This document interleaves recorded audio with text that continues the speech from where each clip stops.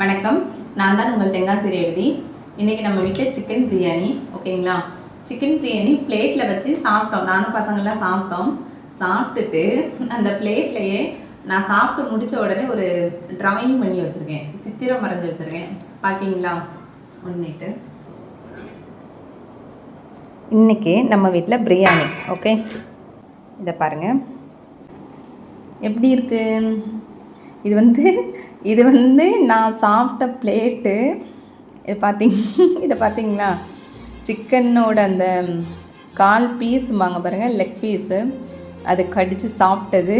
அதை வந்துட்டு மரமாக்கி அந்த கறி லீவ்ஸ் எல்லாம், கறிவேப்பிலையெல்லாம் இலைகளாக்கி, அந்த கொத்தமல்லி இலை இருக்குது பாருங்கள், அதோட தண்டுகள்லாம் பிராஞ்சாக்கி, பின்ன இது கிளி மாதிரி இருக்குல்ல, தக்காளி கிளி ஆயிடுச்சு, சிகப்பு கிளி. ஓகே, இங்கே பார்த்தீங்களா?